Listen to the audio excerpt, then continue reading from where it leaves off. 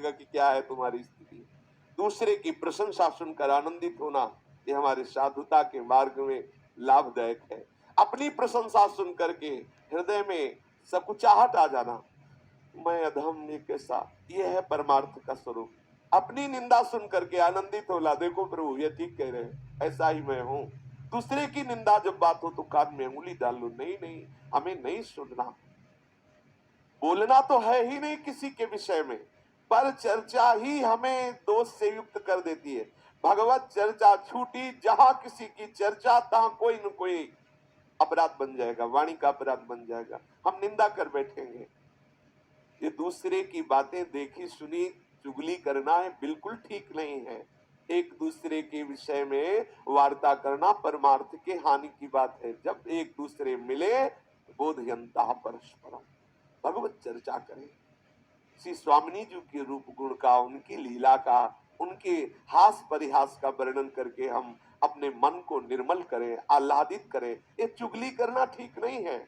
शास्त्र आदेश करता है कि ये जो चुगली करने का स्वभाव, इसे छोड़ो, क्योंकि इसके छोड़ने से आपका हृदय निर्मल होगा। ये वो सद्गुण है जो भगवान को अधीन कर लेते हैं। हमें किसी के विषय में नहीं बोलना, यहां तक कि अपने को सता रहा हो तो धर्म कहता है कि उसका भी परिचय मत बताओ। ये बड़ा सूक्ष्म विषय धर्म का है।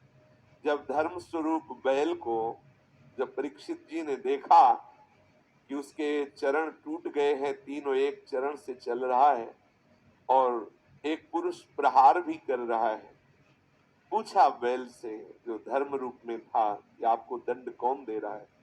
तो बोले इसका ठीक निर्णय नहीं किया जा सकता कि कौन दंड दे रहा है। जैसे जैसे वार्ता हुई परीक्षित जी समझ गए ये धर्म है, क्योंकि धर्म कहता है कि अपने को भी जो सता रहा है उसका भी परिचय न बताए, क्योंकि वो कोई न कोई मेरा कर्म ही है जो उसको प्रेरित करके आया है और मुझे दुख दे रहा है। वो बेचारा तो निमित्त मात्र है, वो थोड़ी हमें दुख दे रहा है। कोई न कोई कर्म, को न काहू के दुख सुख कर दाता, निज कृत कर्म भोग सुन भाता। अगर कोई हमें आकर के पीट रहा है तो सच्ची मानिए हमारा कर्म ही कोई उसके ऊपर बैठ गया और वो आकर हमें पिटवा रहा है, हम उसका भी विरोध नहीं करते। ये यही तो साधुता है। इन्हीं सद्गुणों से तो प्रभु रीझ जाते हैं, प्रभु प्रसन्न हो जाते हैं। हमें ये बात धारण करनी है हृदय में। प्रभु के मार्ग में चलने का आपका उद्देश्य है तो आप चुगली करना छोड़ दीजिए। देखो किसी से कहना नहीं, कसम खाओ किसी से नहीं कहे। और वो अब वो दूसरे से बोलेगा देखो कसम खाओ किसी से मत कहे। पूरी समाज में बात हो गई और वो किसी से कहना भी नहीं है। ये बहुत प्रपंच का विस्तार अंदर होता रहता है, हम समझ नहीं पाते हैं। अच्छा, बात जैसे हमने सुनी या देखी ना, तो गरिष्ठ भोजन पालो तो उसके बचने के लिए जैसे पाचन शक्ति बढ़ाने वाली ऐसे पदार्थ है कि पालो तो वो बच जाएगा।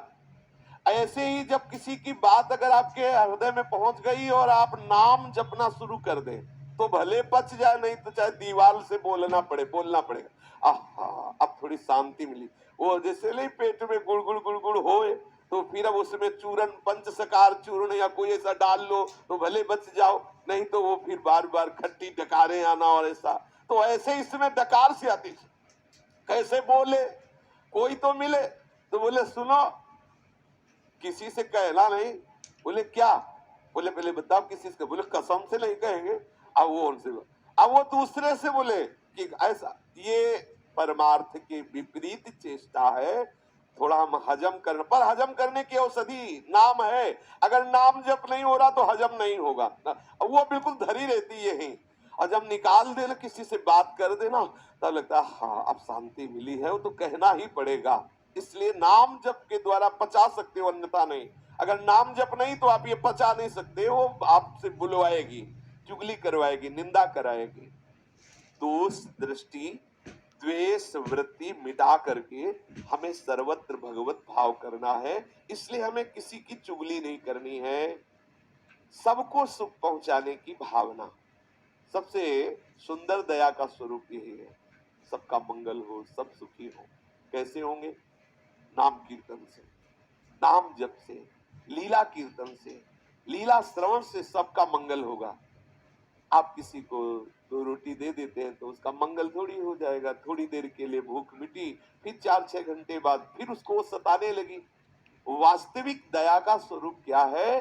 सबका मंगल हो, सब सुखी हो, सब आनंदित हो। तो किससे होंगे?